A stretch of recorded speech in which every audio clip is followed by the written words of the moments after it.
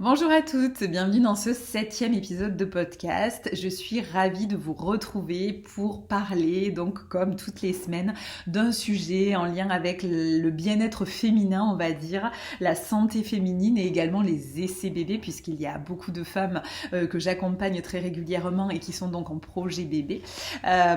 Et en particulier, aujourd'hui, on va parler du cycle féminin. Donc on est vraiment dans l'essence même de la féminité, puisque c'est ce qui quand même nous distingue aussi des hommes en particulier. Et c'est vrai que ce cycle féminin, comme on l'a déjà vu plusieurs fois si tu me suis un petit peu, il n'est pas forcément toujours bien vécu par beaucoup de femmes. Je ne sais pas si toi c'est ton cas, si c'est quelque chose que tu connais bien, si c'est quelque chose que tu comprends, si tu observes de temps en temps aussi ce qui se passe au niveau de ton cycle, mais c'est souvent quelque chose qui est un peu obscur pour pas mal de femmes, alors qu'au final, c'est un peu la base, on va dire, de toute notre santé et de toute notre féminité. Et c'est vrai que quand on arrive un petit peu mieux à observer et à comprendre son cycle, en fait, on se rend compte de plein de choses. On arrive à expliquer aussi beaucoup de choses, beaucoup de comportements, beaucoup de petits éventuels déséquilibres aussi qui arrivent dans notre vie. Et c'est vrai que pour moi, le cycle, c'est quand même quelque chose qui est qu'on devrait apprendre beaucoup plus, notamment à l'école, parce qu'à l'école, on apprend un peu la base, mais c'est vrai que malheureusement, on n'apprend pas beaucoup de choses qui sont vraiment hyper importantes sur le fonctionnement du cycle.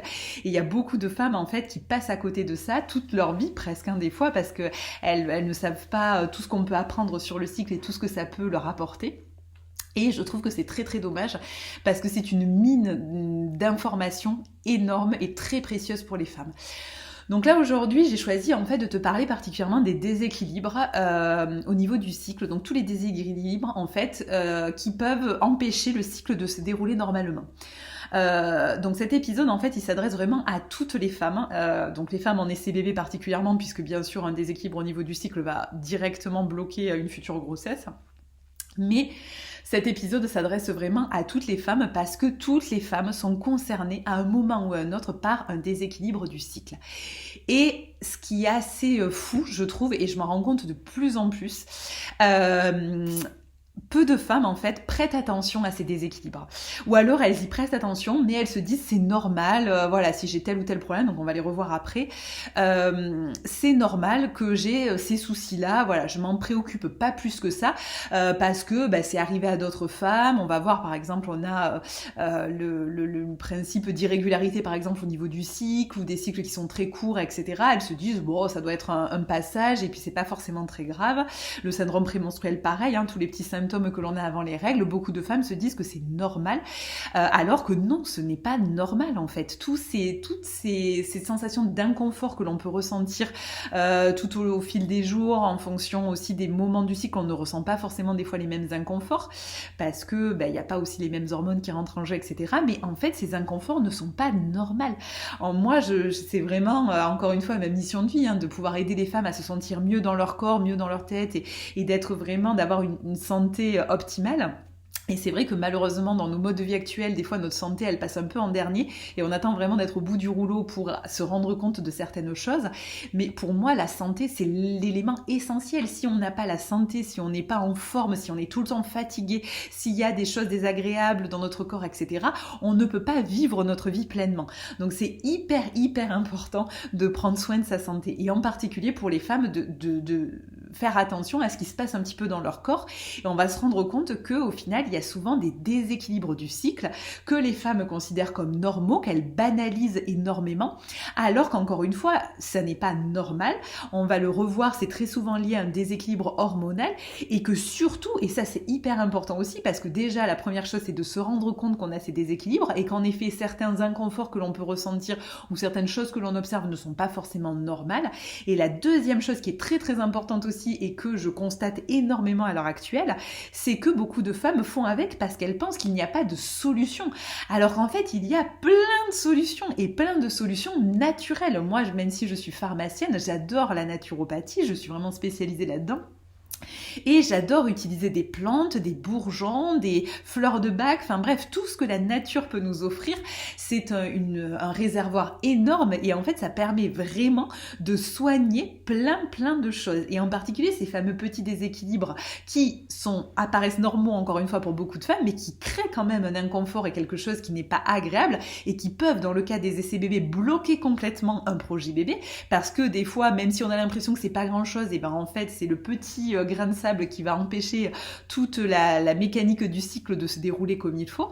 Et ben en fait tous ces éléments là on peut agir dessus, et c'est ça vraiment que j'ai envie de vous faire passer aujourd'hui comme message, c'est qu'il ne faut pas rester avec un inconfort ou un déséquilibre du cycle, mais que c'est important déjà de le trouver et ensuite de voir, alors soit seul si on a un peu quelques notions, soit en étant accompagné par un professionnel qui saura répondre à tes interrogations pour vraiment résoudre ce déséquilibre, parce qu'il existe encore une fois plein de choses possibles et sans forcément prendre des hormones artificielles ou quoi que ce soit. Moi je ne travaille absolument pas comme ça, je suis pas médecin déjà d'ailleurs, donc du coup c'est pas du tout ce que je conseille bien sûr à mes clientes, mais je travaille beaucoup avec les plantes et en fait les plantes suffisent à rééquilibrer le cycle, et on va le voir quand on a des déséquilibres au niveau hormonal, on peut très bien avec des plantes rétablir tout ça. Et je me rends compte à la suite de ça que j'ai énormément de clientes qui revivent en fait parce qu'elles n'ont plus de syndrome prémenstruel, parce qu'elles ont des cycles qui sont beaucoup plus réguliers, parce qu'elles arrivent à nouveau à avoir une ovulation alors que jusqu'à présent à cause d'un déséquilibre hormonal elles n'avaient pas une ovulation, et donc elles n'avaient pas beaucoup d'ovulation du moins, et donc pas beaucoup de cycles fertiles, donc peu de chances de tomber enceinte. Et en fait c'est énorme, et ma grande satisfaction, si on peut dire ça comme ça, c'est vraiment de voir toutes ces femmes évoluer, trouver des solutions à leurs problèmes et se rendre compte qu'au final quelque chose qui les embêtait depuis longtemps et qu'elles banalisaient, encore une fois, au final on peut arriver à trouver une solution à ce problème-là, et qu'elles peuvent vraiment avoir une vie avec un vrai mieux-être à la suite. Voilà. Donc tu l'as compris, ça fait partie de mes sujets que j'adore et des sujets qui me passionnent. Il y a beaucoup de sujets qui me passionnent, j'ai l'impression de dire ça dans tous les épisodes de podcast. Mais c'est vrai que voilà, ce sujet-là en particulier me tient particulièrement à cœur. Donc on va essayer un peu de développer ça aujourd'hui. Donc, quand on parle de déséquilibre du cycle, de quoi on parle? Alors, j'ai déjà donné quelques petits indices dans cette grande introduction. Le cycle, en fait, c'est toute une mécanique hormonale. Je pense que tu l'as compris si tu me suis depuis un certain temps et si tu t'intéresses un petit peu à tout ça depuis quelques temps. C'est les hormones, en fait, qui rentrent en jeu dans le cycle vont permettre d'assurer le bon déroulement du cycle, des règles jusqu'à la phase lutéale, en passant bien sûr, la phase lutéale donc c'est la phase post-ovulatoire, en passant bien sûr par la fameuse ovulation qui, comme je te le disais, est bien sûr déterminante, puisque c'est elle qui va déterminer si le cycle est fertile ou non. Ça c'est hyper important. Donc du coup, à partir du moment où il y a un déséquilibre dans le cycle, c'est qu'il y a un déséquilibre hormonal qui fait que le déroulement du cycle ne peut pas avoir lieu comme il faut. Et très souvent, donc ce déséquilibre hormonal, c'est une hormone qui est présente en trop grande quantité ou en trop petite quantité. Voilà. Et le fait qu'il y ait ce déséquilibre hormonal va entraîner toute une cascade de conséquences plutôt négatives derrière, sur notre santé en général et en particulier bien sûr sur notre fertilité. Donc les hormones en question, quand on parle de déséquilibre hormonal, c'est bien sûr principalement les deux hormones classiques du cycle dont on parle beaucoup, les œstrogènes qui sont surtout présents dans la première partie du cycle jusqu'à l'ovulation, et la progestérone qui est surtout présente donc la deuxième partie du cycle après l'ovulation. Voilà, donc ces hormones, il peut y avoir des petits déséquilibres et tu vas voir que c'est beaucoup plus fréquent même que ce que l'on imagine, et que c'est parfois aussi ce qui bloque les projets bébés. Ça a été mon cas à moi, et c'est vrai que peu de femmes ont conscience de ça, donc c'est pour ça que cet épisode est hyper important, parce que voilà, ça va te faire prendre conscience de pas mal de choses. Après, au niveau des déséquilibres hormonaux, je voulais juste en dire un petit mot, mais il peut y avoir aussi des déséquilibres qui touchent d'autres hormones, et en particulier ce qu'on appelle la FSH et la LH. Donc c'est un peu plus technique, ça en général, je le vois avec mes clientes qui sont en essai bébé, avec qui on fait un accompagnement un peu plus poussé. Ce sont des hormones qui sont fabriquées au niveau de l'hypophyse, donc c'est une petite glande que l'on a à l'arrière du cerveau, et qui en fait régissent toutes le fonctionnement en fait de l'appareil reproducteur en général, des ovaires, des follicules, follicules à l'intérieur des ovaires et qui vont ensuite devenir des ovules, etc., etc. La LH, elle est indispensable pour l'ovulation. Bref, c'est des hormones qui sont aussi très très importantes et parfois dans certaines maladies, pathologies, voilà, certains problèmes que l'on peut rencontrer notamment chez des femmes en essai bébé, et c'est le cas par exemple avec l'OSOPK, il peut y avoir en fait, donc syndrome des ovaires polykystiques, il peut y avoir des déséquilibres au niveau de la FSH et de la LH, voilà. Donc c'était simplement pour te dire, je ne rentre pas dans le détail parce que bien sûr ça nécessite des explications plus approfondies que je ne vais pas pouvoir te donner en 30 minutes de podcast, mais sache qu'il n'y a pas que les œstrogènes et la progestérone des fois qui sont déséquilibrés, il peut y avoir aussi d'autres hormones.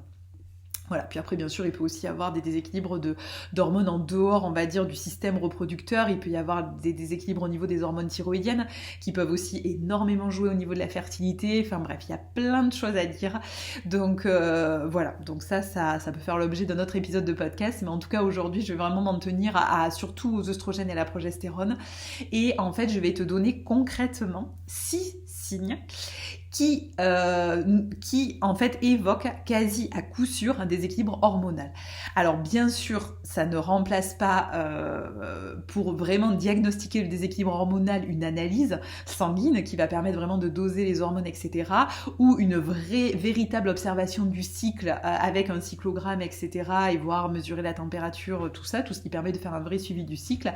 Mais déjà, je voulais te donner ces signes qui sont en général très évocateurs, et en général, quand on a un de ces signes, on est quasi sûr d'avoir un déséquilibre hormonal. Donc déjà, ça va te donner une première idée, ça va te donner des premières pistes pour savoir si ton cycle est bien équilibré, s'il n'y a pas donc des petits déséquilibres à un endroit ou à un autre. Et en effet, si tu as un doute, bon bien sûr, tu peux venir m'en parler et on essayera de voir ce qui t'a permis toi de te dire que peut-être que tu avais quelque chose qui n'allait pas. Et bien sûr, après, pourra être confirmé par une analyse sanguine, entre autres.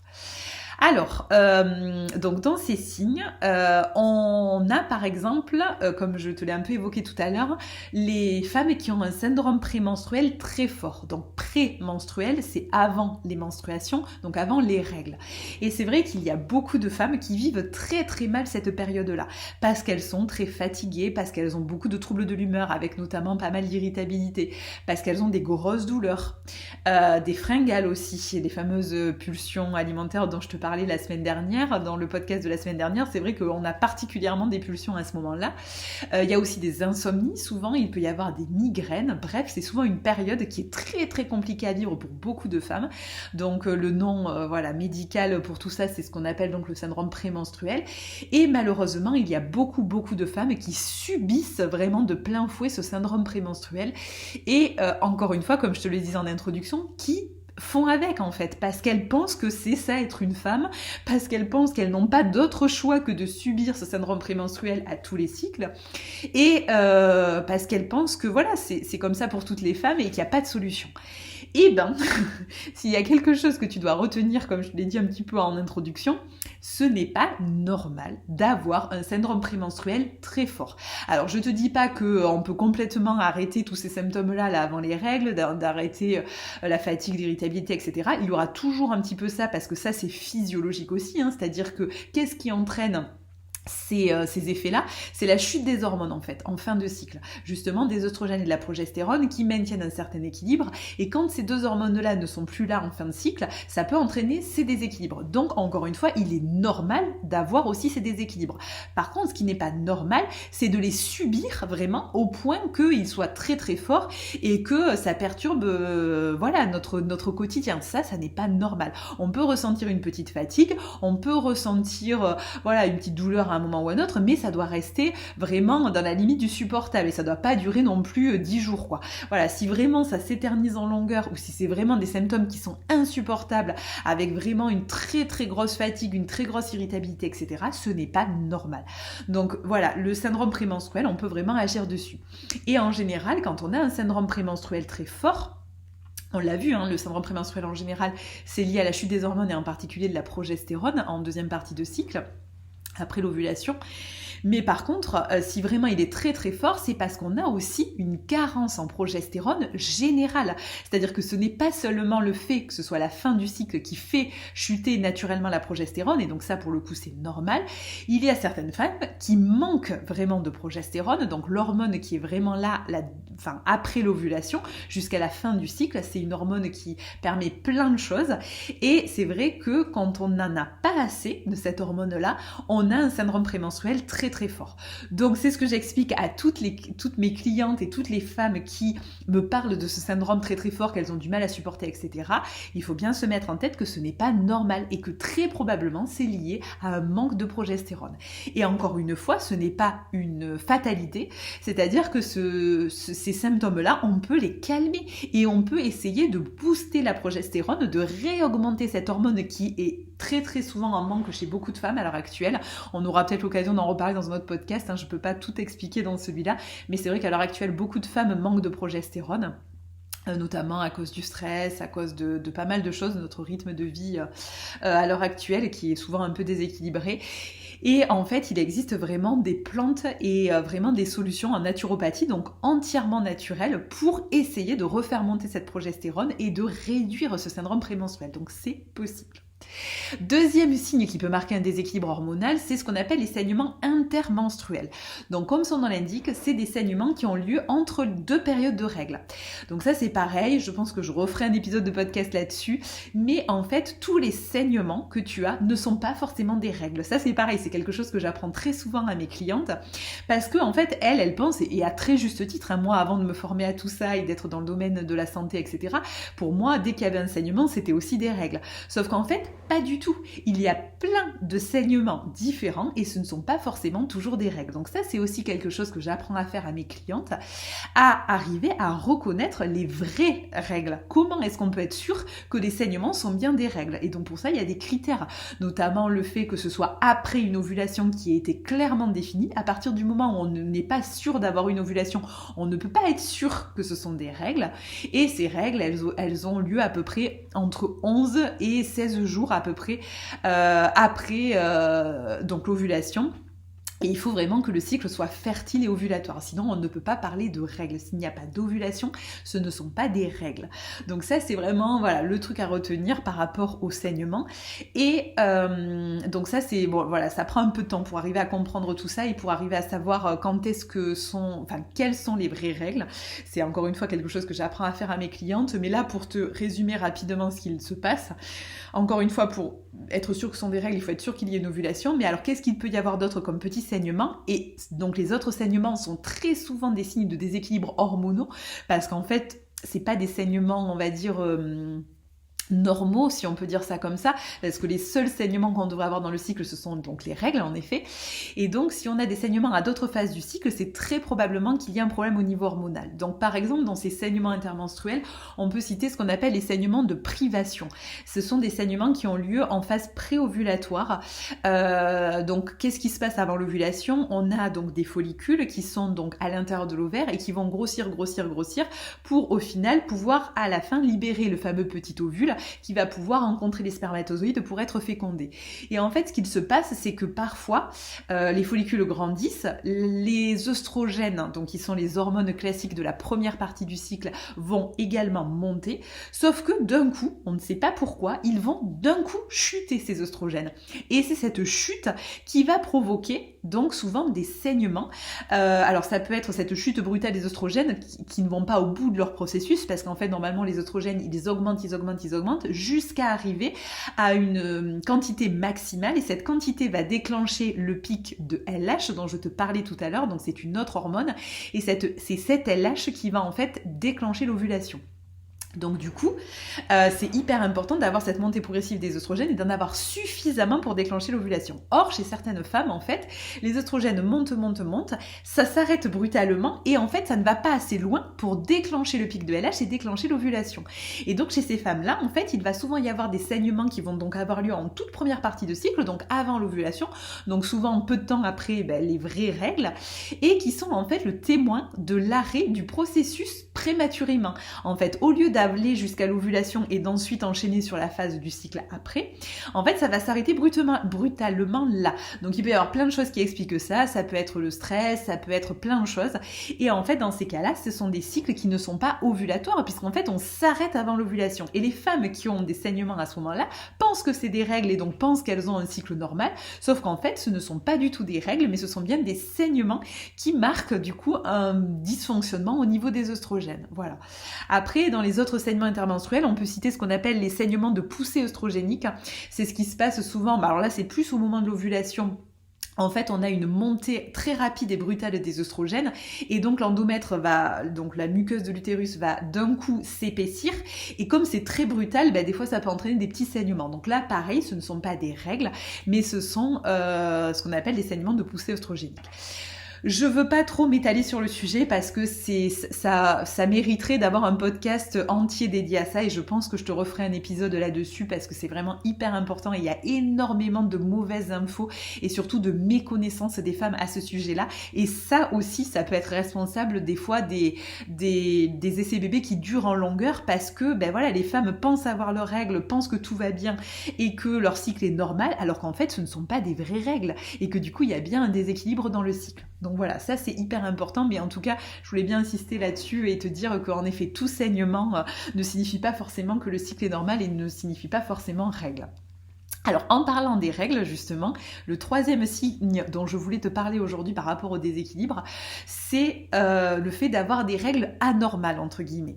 Donc là, on parle plus des saignements qui sont pas au bon moment du cycle ou tout ce qu'on vient de voir avant. Là, je te parle vraiment des vraies règles. Donc, quand tu as les règles traditionnelles, donc après une ovulation, ces règles-là, en fait, quand on les observe, on peut repérer en fait des déséquilibres du cycle. Voilà, en fait, les règles sont une façon d'avoir énormément d'indications sur la fertilité du cycle. Alors là, pareil, je vais te donner quelques exemples de choses que tu peux observer au niveau de tes règles pour savoir si, encore une fois, ton cycle est normal ou s'il y a des déséquilibres. La première chose que l'on peut observer au moment des règles, c'est la couleur et l'abondance donc des saignements.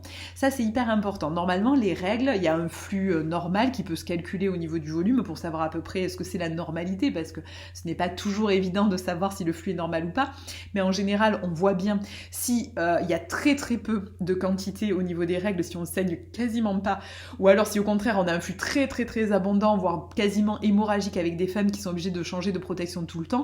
Voilà, on voit bien qu'il y a là pour le coup quelque chose qui ne va pas à ce niveau-là.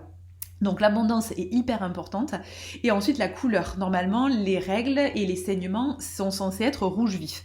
Si tu as des saignements qui sont très clairs, donc plutôt rose, très clair, ou au contraire des saignements qui sont très foncés, bordeaux rouge foncé, c'est qu'il y a un problème. Et en particulier, quand on a, donc ça je pense qu'on aura l'occasion aussi d'en reparler parce qu'on pourrait en parler des heures, mais quand on a des saignements qui sont très très abondants, donc comme je te disais, avec des femmes qui changent de protection très régulièrement, qui peuvent des fois presque pas sortir de chez elles, tellement elles ont des saignements abondants, et des règles, donc des saignements qui sont de couleur vraiment rouge foncé, très très foncé, bordeaux, etc. En général, c'est un signe d'un excès d'œstrogènes, puisque les œstrogènes, en fait, ce sont eux qui épaississent en fait la paroi de l'utérus qui va donc se dégrader au moment des règles et qui va entraîner les saignements. Donc plus il y a d'œstrogènes, plus cette paroi de l'utérus s'épaissit et donc plus il y a de règles par la suite. Donc quand il y a beaucoup d'œstrogènes, la paroi est très très épaisse et donc du coup ça fait des gros saignements. Et à l'inverse, tu l'auras bien compris, si tu as un flux très léger et que tu as des règles qui sont de couleur très claire, c'est probablement qu'il y a un manque d'œstrogènes parce qu'il n'y a pas assez de cette hormone pour épaissir du coup l'utérus. Voilà.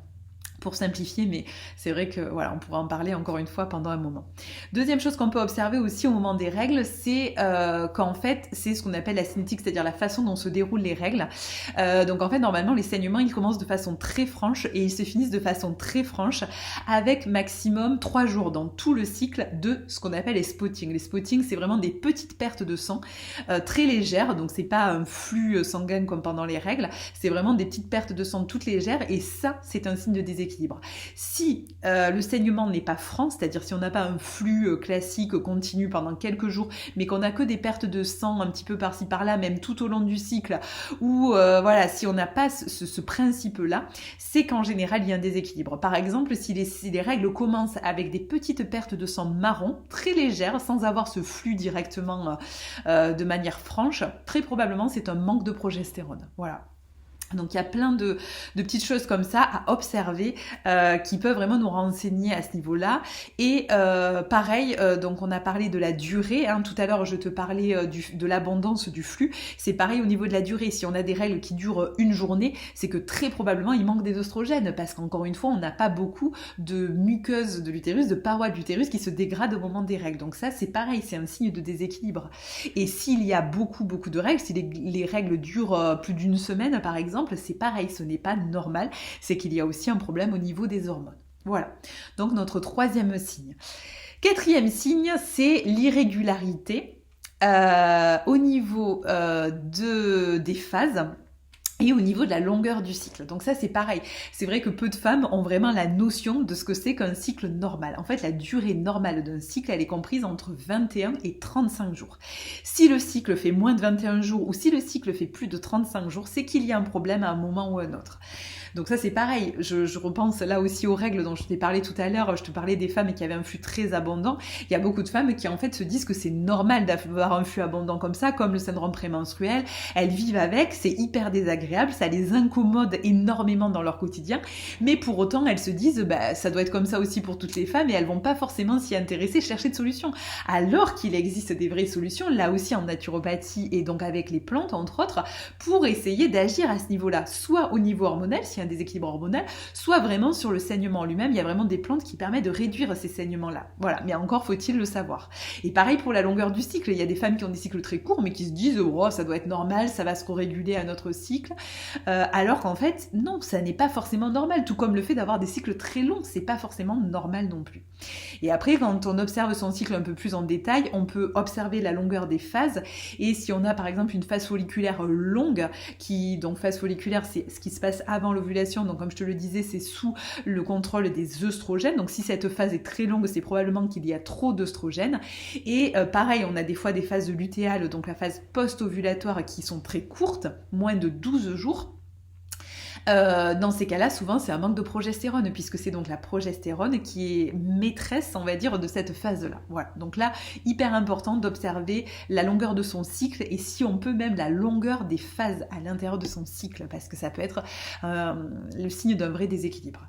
Cinquième signe, c'est l'évolution de la glaire cervicale. Alors la glaire cervicale, c'est ce qu'on appelle vulgairement les pertes blanches. C'est ce qui est fabriqué au niveau du col de l'utérus et qui permet, entre autres, aux spermatozoïdes de pouvoir rejoindre l'ovule. S'il n'y avait pas cette glaire cervicale, les spermatozoïdes n'arriveraient jamais jusqu'à l'ovule. Donc au niveau du col, voilà, ça permet vraiment un bon passage des spermatozoïdes, ça a plein de rôles que je ne vais pas te détailler là non plus parce que ça prendrait beaucoup de temps, mais voilà, retiens que c'est vraiment un élément indispensable à la fertilité. Et donc pour avoir cette fertilité au niveau de la glaire et notamment le fait qu'elle soit très étirable, transparente, etc. Je ne sais pas si tu as observé ça, mais c'est très caractéristique que si tu le vois, voilà, quand tu t'essuies par exemple, quand tu vas aux toilettes, des fois tu peux en avoir sur ton papier toilette et plus on se rapproche de l'ovulation, plus cette glaire en fait est très transparente, étirable entre les doigts, on voit que ça fait comme des sortes de filaments. Ça veut dire que la glaire est très fertile. D'ailleurs c'est un des premiers marqueurs de fertilité. Pour les femmes quand elles sont en essai bébé et que je les suis en accompagnement, c'est la première chose que je leur apprends à faire, à regarder leur glaire pour savoir quand est-ce qu'elles sont en période de fertilité maximale. Et en fait, il y a des femmes pour qui il y a justement un déséquilibre hormonal, et ça c'est pareil, on ne peut pas s'en rendre compte si on n'observe pas cette glaire, mais en fait, il y a, quoique des fois ça se sent, on va voir au niveau du ressenti, mais en fait, il y a des femmes qui n'ont pas ces évolutions-là, et qui ont une glaire qui soit est trop présente, et dans ces cas-là, c'est souvent un excès d'œstrogène, puisque ce sont aussi les œstrogènes qui permettent d'augmenter la fertilité et donc la fluidité de la glaire. Ou alors, et ça arrive très souvent, il y a des femmes qui n'ont pas assez de glaire. Et donc ça se repère, même si on n'est pas une pro, on va dire, de l'observation du cycle, ça se repère assez facilement parce que ce sont des femmes qui vont ressentir une sécheresse tout simplement, vaginale, au niveau vulvaire, etc., qui vont ressentir un inconfort.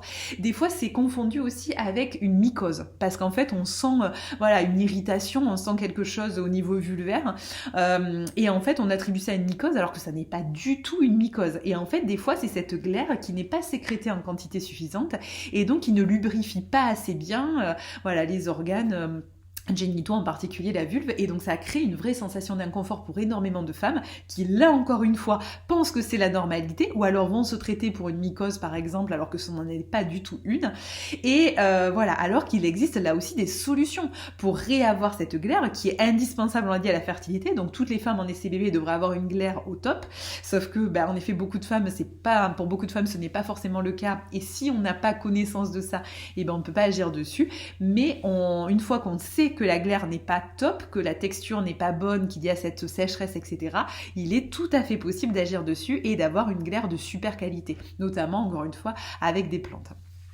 Et 6e signe, et je m'arrêterai là, c'est un épisode qui est un petit peu long, mais j'avais pas mal de choses à te dire et j'avais envie que ce soit le plus complet possible pour que dès aujourd'hui tu puisses repérer avec tout ce dont je t'ai parlé s'il y a des petites choses qui ne vont pas dans ton cycle et te rendre compte aussi que certaines choses peut-être que tu pensais normales ne le sont pas tant que ça. Le dernier signe, en fait, c'est un signe un peu particulier, mais j'avais vraiment envie de t'en parler parce que là, pareil, il y a des femmes qui ne se rendent pas compte qu'il peut y avoir vraiment quelque chose qui va pas quand elles ont ces signes-là. C'est des femmes, en fait, qui ont tendance à prendre du poids facilement, qui ont une forte pilosité qui s'est développée et qui les gêne un petit peu, qui ont beaucoup d'acné, d'excès de sébum, voilà. Donc en fait tout ça, c'est très très très souvent le signe d'un excès d'androgène. Donc trop de quantité d'androgène. Les androgènes, normalement, c'est les hormones mâles, si on peut dire ça comme ça. C'est entre autres la testostérone, je pense que ça te parle. Il n'y a pas que ça, il y a plein d'androgènes et d'hormones de cette catégorie-là différentes, mais la testostérone en fait partie. Et en fait, ces hormones-là, nous, en tant que femmes, on en fabrique un petit peu, notamment autour de l'ovulation. Elles sont importantes pour pas mal de choses, et notamment pour l'attirance, pour pas mal de choses, et en particulier au moment de l'ovulation. Donc du coup, on en sécrète naturellement dans notre corps. Sauf que chez certaines femmes, en fait, ces hormones mâles sont sécrétées en trop grande quantité, sont fabriquées en trop grande quantité. Et donc ça entraîne plein d'effets hyper désagréables, dont tous ceux que je viens de te citer jusqu'à présent, les femmes qui ont des boutons très très souvent, forte pilosité, prise de poids, etc. Et donc beaucoup de femmes font avec, alors qu'en effet, c'est vraiment un déséquilibre hormonal qui peut tout à fait se traiter, là aussi, se rééquilibrer, et c'est ce qu'on observe notamment souvent, pareil, chez les femmes qui ont un SOPK, un syndrome des ovaires polykystiques. Alors pas toutes les femmes, mais il y a beaucoup de femmes qui ont un SOPK et qui ont aussi ce type de symptômes, parce que dans le SOPK, quasi à chaque fois, il y a un excès de ces fameuses hormones androgènes. Voilà. J'en ai donc fini pour les 6 signes dont je voulais te parler qui marquent un déséquilibre hormonal. Donc si je récapitule, on a quoi ? On a donc ces signes-là qui méritent d'être creusés un peu plus si tu les observes et qui ne sont donc pas normales, sur lesquels tu peux vraiment agir aussi déjà pour les réduire et pour donc rééquilibrer donc ces fameuses hormones pour reprendre en fait un fonctionnement normal et avoir aussi une meilleure santé, parce que encore une fois ça impacte toute ta santé. Donc, on a parlé du syndrome prémenstruel fort, donc tous les symptômes que l'on peut ressentir un petit peu avant les règles. Ce n'est pas normal si vraiment ça te gêne au quotidien et si c'est vraiment quasi insupportable. Deuxièmement, on a parlé des saignements intermenstruels, donc entre deux périodes de règles, des saignements qui ne sont pas forcément normaux aussi et qui marquent un déséquilibre hormonal. On a parlé donc de la période des règles en elle-même, où on a dit qu'en fonction de la couleur, de l'abondance, de la durée des règles, on peut arriver à voir s'il y a des déséquilibres ou pas. On a parlé de l'irrégularité au niveau de la longueur du cycle, mais également de la longueur des phases. Donc ça, c'est hyper important aussi d'observer ça pour savoir si le cycle est bien normal et s'il n'y a pas de soucis au niveau des hormones. L'évolution de la glaire cervicale et les éventuelles sensations d'inconfort que l'on peut ressentir quand par exemple il y a un manque de glaire. Donc ça, c'est caractéristique aussi, toujours pareil, d'un problème au niveau hormonal. Et enfin, on a vu en dernier les signes de ce qu'on appelle l'hyperandrogénie, donc cet excès d'hormones mâles qui entraîne pas mal de choses désagréables donc chez les femmes. Voilà.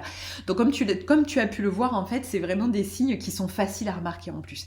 Et comme je te le disais au tout début, et c'est hyper important, et c'est vraiment ce que je veux que tu retiennes de cet épisode, c'est que ces signes, il ne faut pas les banaliser. Ce n'est pas normal d'avoir toute la liste là de signes que je viens de te citer. Quand en fait les femmes ne prêtent pas attention à ces signes, et ben en fait elles passent à côté de précieuses informations et de choses voilà qu'elles pourraient encore une fois rectifier si elles y prêtaient attention et si on s'y intéressait un petit peu plus pour avoir une meilleure fertilité, pour optimiser leur fertilité, mais également leur santé en général. Donc ça, c'est hyper important et de bien retenir qu'encore une fois, c'est des signes qui peuvent des petits déséquilibres qui peuvent se résoudre et même assez facilement. Hein. Voilà, donc il y a des fois où il faut des choses un peu plus compliquées, mais la plupart du temps, on peut vraiment agir assez simplement dessus pour répondre donc à ces problèmes. Voilà. Et donc, en effet, en apprenant à observer son cycle, même sans forcément avoir une observation hyper aboutie, mais déjà faire attention à tous les signes que dont je viens de te parler, faire attention un petit peu à ce qui se passe au niveau de notre corps, ne pas tout banaliser et ne pas se dire que tout est normal, ben en fait on arrive à repérer pas mal de choses et surtout à gagner encore une fois en mieux-être et en santé en fait. On optimise aussi notre santé qui, comme je te le disais au début de l'épisode, devrait être notre priorité numéro 1. Donc voilà, donc c'est hyper important et j'espère vraiment qu'avec cet épisode j'ai pu te transmettre tout ça et voilà mon ressenti à ce niveau-là et l'importance encore une fois de prêter attention à tout ça, à son corps, à ses signes pour pouvoir vraiment essayer d'être en meilleure santé possible et d'optimiser ta fertilité si en plus tu es en projet bébé. Voilà, donc si tu as des questions sur tout ce que je viens d'évoquer, n'hésite surtout pas à me contacter. Je serai là bien sûr pour y répondre. Et sinon, je te donne rendez-vous mercredi prochain pour un nouvel épisode. N'hésite pas à t'abonner à la chaîne de podcast ou à la chaîne YouTube si tu veux être au courant de tous les nouveaux épisodes qui sortent et à me laisser une note ou un commentaire si tout ce que je te partage te plaît et bien sûr à recommander également mon podcast ou ma chaîne YouTube à peut-être des amis qui en auraient besoin ou à transmettre cette vidéo à d'autres femmes parce que pour le coup cette vidéo j'aimerais beaucoup qu'elle touche le plus de femmes possible pour qu'elles se rendent compte à quel point c'est important encore une fois de prendre soin de sa santé, d'observer son cycle, son corps, etc. Même si dans nos vies à 100 à l'heure on prend pas forcément le temps de le faire surtout. Voilà, donc je te dis à très bientôt et porte-toi bien.